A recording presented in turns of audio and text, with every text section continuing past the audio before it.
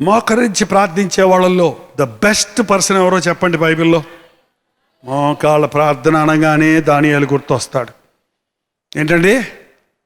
దానియేలు యథావిధిగా రోజుకు 3 మారు మోకాళ్ళుని ప్రార్థన చేయొచ్చు. అప్పుడప్పుడు మోకాళ్ళుని ప్రార్థన చేస్తుంటాం మనం కదండి, అడిగినప్పుడు చెప్పినప్పుడు. కానీ ఎవ్వరు అడగకపోయినా, ఎవ్వరు చూడకపోయినా, యవ్వన కాలంలో నుండి రోజుకు 3 మారు. చూడండి, మనకు దాహం వేసినప్పుడు దాహం వేస్తుంది, నీళ్ళు తాగాలని తెలుస్తుంది. ఆకలి వేసినప్పుడు ఆకలి వేస్తుంది, ఏమైనా తినాలి అనిపిస్తుంది. అలాగే ఒక సమయం వచ్చేటప్పటికి ఇది ప్రార్థనా సమయం, నేను ప్రార్థన చేసుకోవాలి అని ఎందుకు అనిపించదు? అరే ఇవాళ పొద్దు నుంచి ప్రార్థన చేసుకోలేదు, అందుకే నా మనసు ఒకలాగుంది, అందుకే చికాగ్గా ఉన్నాను, అరే నేను వాళ్ళు మర్చిపోయాని అని ఇది ఎందుకు గుర్తు రాదు? గుర్తొచ్చినప్పుడు ఎందుకు మోకరించి ప్రార్థన చేయవు? అన్నం తినలేదా? నేను తినలేదా? అయ్యో పెట్టయితే అని చెప్పి ఫుల్ కుక్కుతావు కదా. మరి ప్రార్థన చేసుకోలేదా అని చెప్పి 1 గంట ఎక్కువసేపు ప్రార్థన చేసుకోవచ్చు కదా.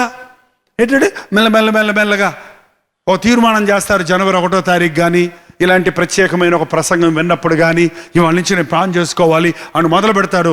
3 రోజులు 4 రోజులు చేస్తారు. ఆ తర్వాత మెల్లమెల్లగా ఓపిక లేకుండా అయ్యో మర్చిపోయానే పొద్దున మానేసి ఇర్రెగ్యులర్ అవుతారు. ఓసారి చేసుకుంటారు, ఓసారి చేసుకుంటారు, ఓసారి మానేస్తారు. అట్ట మళ్ళీ మామూలుగా అయిపోతుందంట. ప్రార్థన పుట్టిస్తుందండి. ప్రార్థన చేసుకోవాలనిపిస్తుంది. ఓ సారాయి తాగిన తర్వాత మళ్ళీ ఏమనిపిస్తుంది చెప్పండి?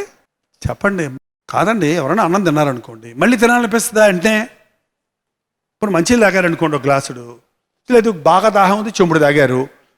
చెంబులోనే ఇప్పుడు లేవా? చెంబుడు తాగారు. చెంబు ఎత్తుకొని గడగడగడ తాగేవాళ్ళు కదా పూర్వకాలం. ఇప్పుడంతా వాటర్ బాటిల్ పెట్టుకొని ప్లాస్టిక్లో నుంచి మనకి సగం జబ్బులు అందుకే వస్తున్నాయి అంటే. ప్లాస్టిక్ బాటిల్లో వాటర్ తాగకుండా ఇత్తడి చెంబుల్లో తాగండి అని మళ్ళీ చెప్తున్నారు. ఇప్పుడు ఇత్తడి సామాన్లన్నీ అమ్ముతున్నారు ఇప్పుడు, గ్లాసులు, ఫ్లాస్క్లు అవన్నీ కూడా. ఏంటంటే రాగి ఓకే, రాగిలోది బెస్ట్. అంతకంటే బెస్ట్ మట్టి కొండ అంట. మట్టి కొండలో ఫిల్టర్ అయిపోతాయంట జెమ్స్ అన్నీ. కానీ మనమేమో ఫ్రిడ్జ్ జెమ్స్ అన్నీ బాగా చావకుండా పెడతాను కదా అందులో. కాదండి, సారాయి తాగేవాడికి ఫుల్గా తాగుతాడు. ఇంకా ఎంతవరకు తాగుతారంటే వాడికి డబ్బులు ఉంటే, అవకాశం ఉంటే కళ్ళు మూతలు పడి కింద పడే వరకు తాగుతూనే ఉంటాడు. సగం బాటిల్లో ఇంకా ఉంటుంది వాడికి. పోనీ అంతా తాగిన తర్వాత 3 గంటలు 4 గంటలు, మరి ఎంతసేపు మొత్తం ఉంటుందో నాకు తెలియదు. మనుషులకి కొంతమందికి రాత్రి అంతా ఉంటుంది. పోనీ లేచిన వెంటనే వాడు ఆశ ఏంటి చెప్పండి? మళ్ళీ తాగాలి. ఏంటండి మరి? ఎందుకు? ప్రార్థన చేసేవాడికి ప్రార్థన చేసుకొని నిద్రపోయాక లేచినంటే మళ్ళీ ప్రార్థన చేసుకోవాలని ఎందుకు అనిపించదు? ఈ రోజున చాలామందికి ప్రార్థనలో ఉన్న బలాన్ని ఎలగలేకపోతున్నారు. నా 50 ఏళ్ల పరిచర్యలో ప్రార్థన ద్వారా నా జీవితంలో జరిగిన కార్యాలు నేను చెప్పుకుంటూ పోతే కొన్ని వేలనలో లక్షలనలో నాకు అర్థం కాదు.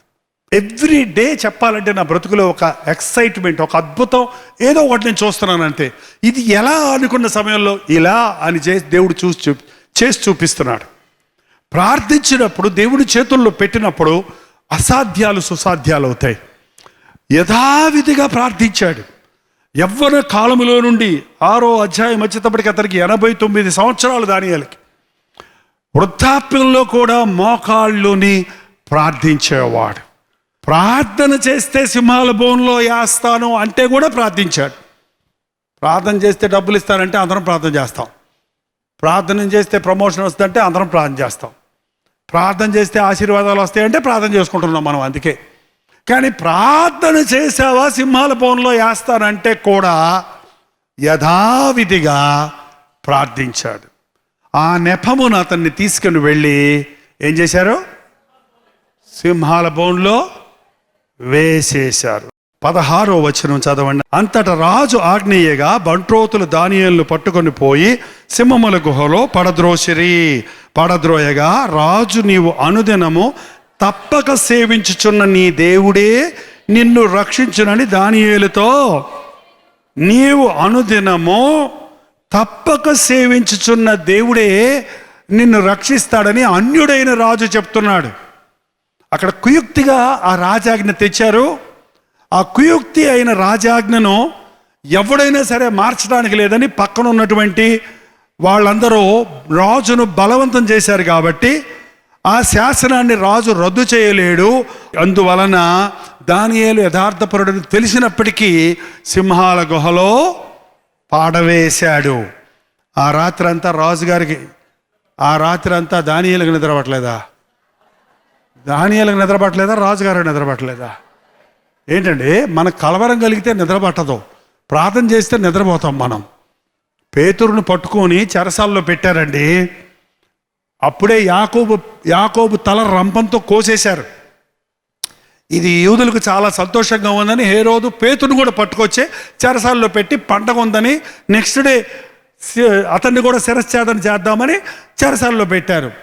అప్పుడు ఈ రాత్రి చెరసాల్లో ఉన్నాడు. రేపు రంపంతో కోస్తారని తెలుసు. ఇప్పుడు మనకు నిద్ర పట్టుద్దా? రేపు ఎగ్జామ్ అంటేనే వాళ్ళు నిద్ర పడతలేదు మనకి. రేపు పెళ్ళి అంటేనే కొంతమంది ఇవాళ నిద్రపోరు. పెళ్ళి అంటే భయం వేస్తుంది. పెళ్ళి అంతా ఏంటి, పెళ్ళికి భయపడుతున్నారు మనుషులు ఈరోజు, యవనస్తులు ఈ రోజుల్లో. రేపు ప్రసవం అంటేనే ఈరోజు భయపడిపోతారు, నిద్రపోరు. రేపు ఏమో ప్రసవం పెట్టబుడతారంట, రేపు డైట్ ఇచ్చారు డాక్టర్, ఎట్టగా ఏమవుద్దో అని. కానీ రేపు తల తీసేస్తారంటే పేతురు నిద్రపోతున్నాడు, నిద్రపోలేదా? చెరసాల్లో నిద్ర లేపాడంట దూతొచ్చి. ఏంటండి, హాయిగా నిద్రపోతున్నాడు. నా మట్టుకైతే బ్రతుకుట క్రీస్తే.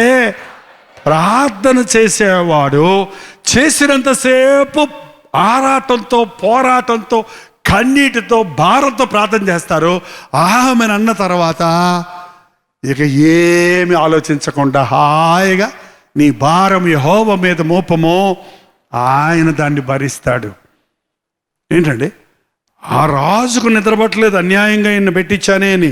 కానీ పొద్దున్నే లేచి వచ్చి గుహ దగ్గరకు వచ్చి 20వ వచనం చదవండి. అతడు గుహ దగ్గరకు రాగానే, దానియేలు, జీవము గల దేవుని సేవకుడవైన దానియేలు, బబ్బబ్బబ్బబ్బా, జీవము గల దేవుని సేవకుడు. ప్రార్థించే వాళ్ళు ఎవరు అనుకుంటున్నారండి? జీవము గల దేవుడు. ఒట్టి దేవుని సేవకుడు కాదు. ఏ దేవుని సేవకుడు? జీవము గల దేవుని సేవకుడు అయిన దానియేలు, నీవు నిత్యము సేవించుచున్న నీ దేవుడు నిన్ను రక్షింపగలిగినా అడిగాను. అందుకు దానియేలు, రాజు చిరకాలము జీవించునుగాక, నేను నా దేవుని దృష్టికి నిర్దోషిగా కనబడితిని గనుక ఆయన తన దూతను పంపించి సింహములు నాకు ఏ హానియు చేయకుండా.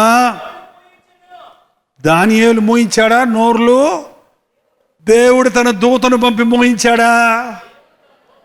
మనమే నోర్మి అని అవతల వాళ్ళని అంటూ ఉంటాం, వాళ్ళు ముయ్యరు. నువ్వు నోర్మి అంటే నువ్వే నోర్మి అంటారు. మళ్ళీ పైగా నోరు మూయించేవాడు ఎవడో? సింహాల నోర్లు మూయించేవడం సాధ్యమా అండి?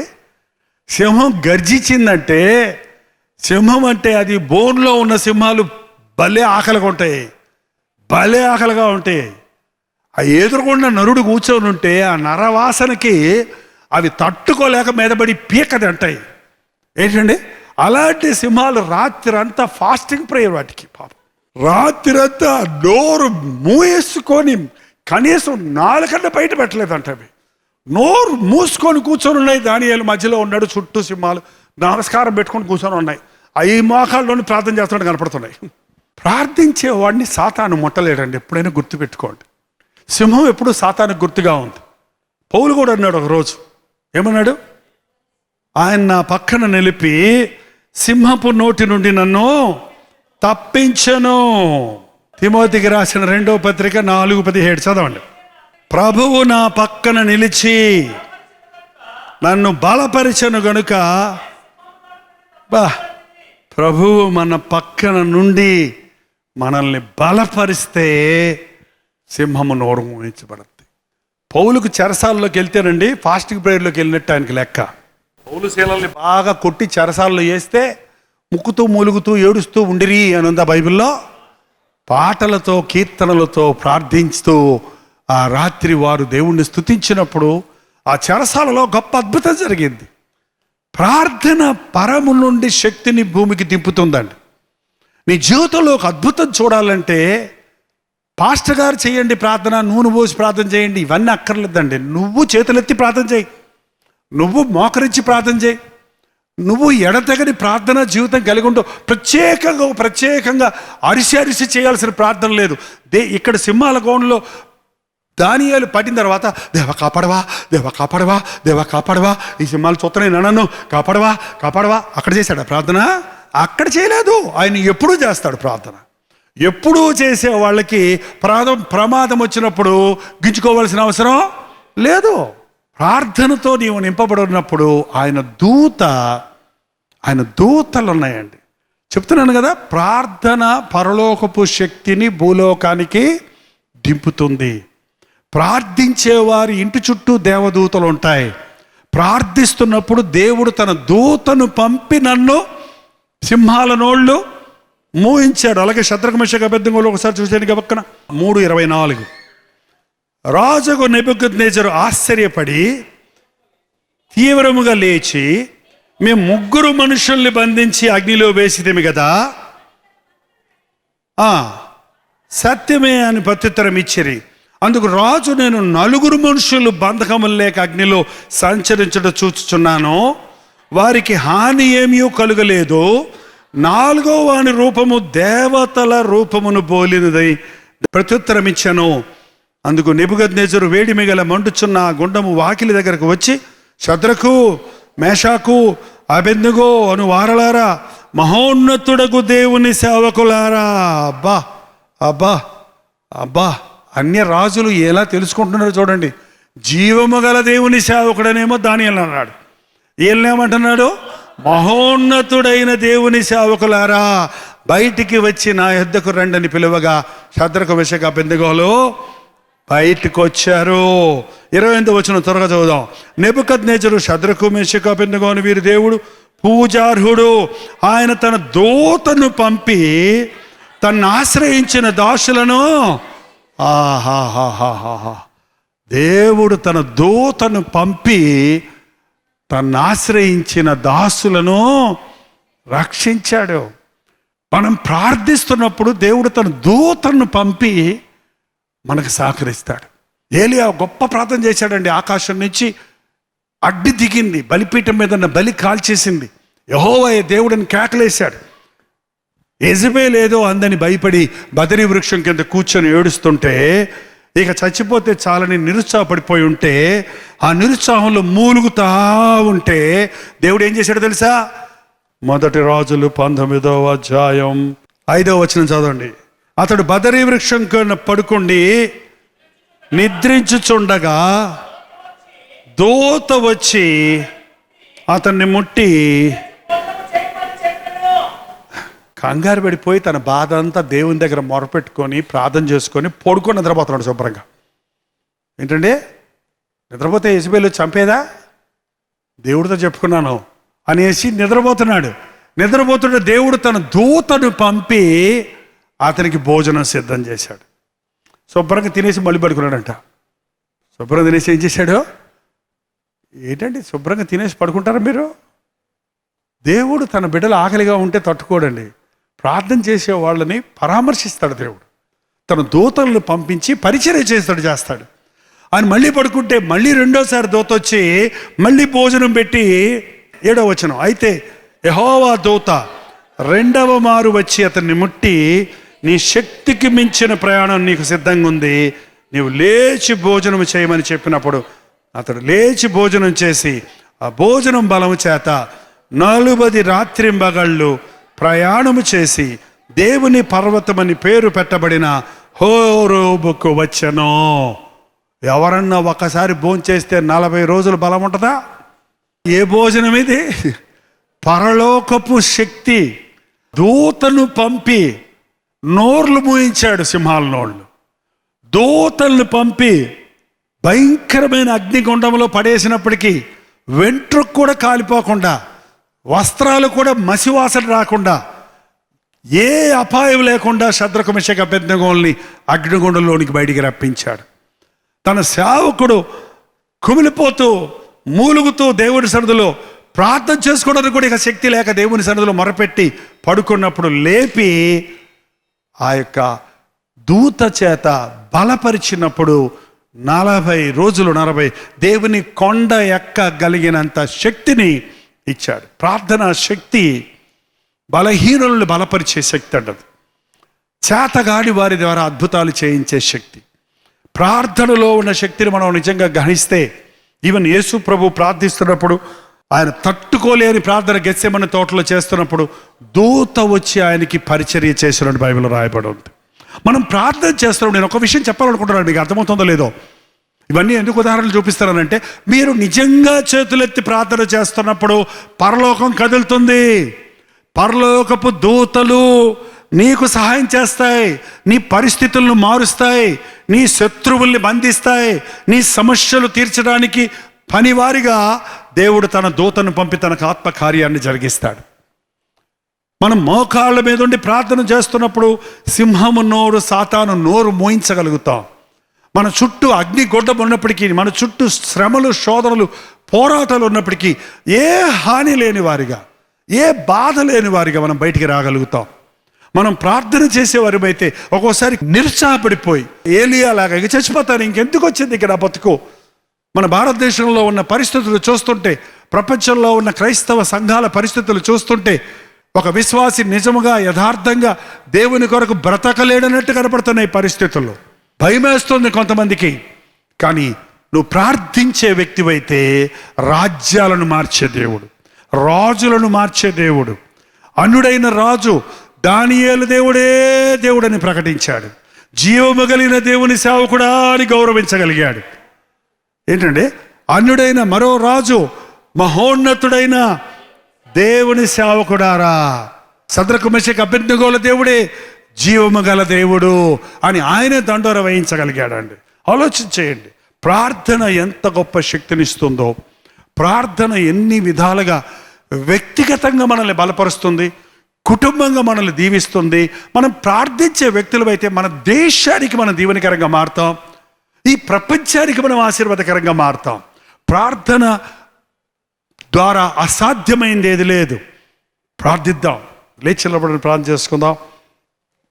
నన్ను బలపరచవా, నాకు సహాయం చేయవా, నీ దూతను పంపి నన్ను బలపరచు నాయన.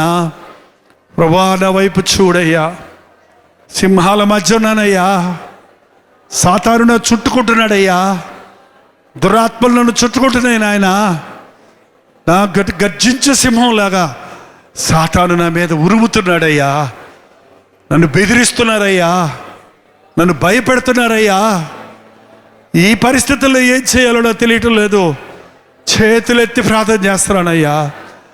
ఈ శత్రువుల్ని జయించడం నా చేత కాదయ్యా, ఈ సమస్యలు జయించడం నా చేత కాదు నాయనా. ఈ లోకంలో నేను బతకలేనయ్యా, నా చేత కాదయ్యా. నన్ను సృష్టించిన ప్రభువా, నా కోసం ప్రాణమిచ్చిన ప్రభువా, నన్ను ఆదుకో తండ్రి. ఆపత్కాలములో నాకు మొర్రపెట్టు, నేను నీకు ఉత్తరం ఇస్తానన్నావు కదా, నాకు సహాయం చేయి తండ్రి. ప్రతి ఒక్కరు నోరు తెరిచి ప్రార్థన చేద్దాం.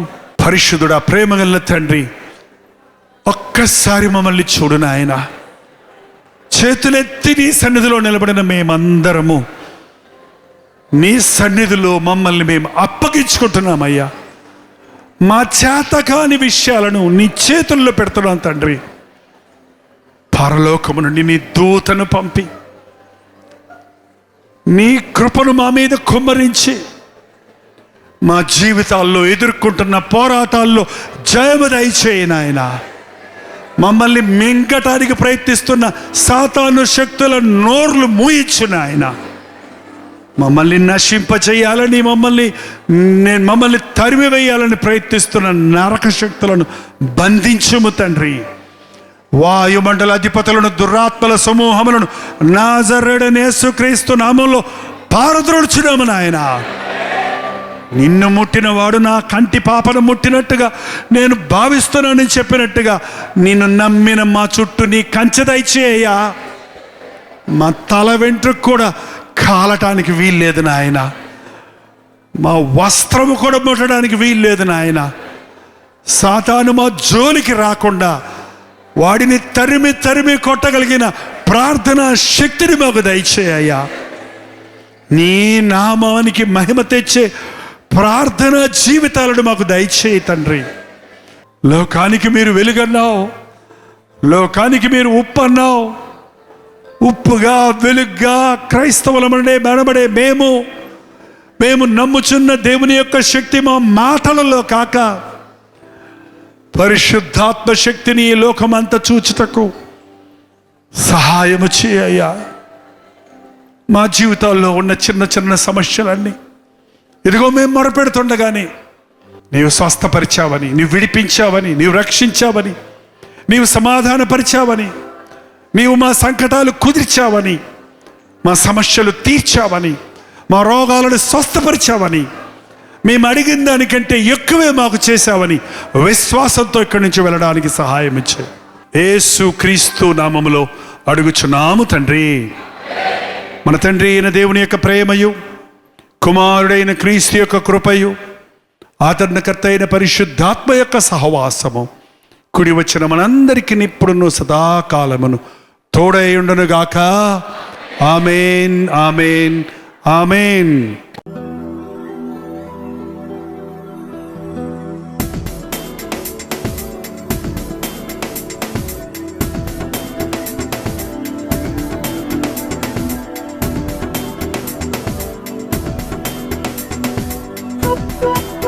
Thank you.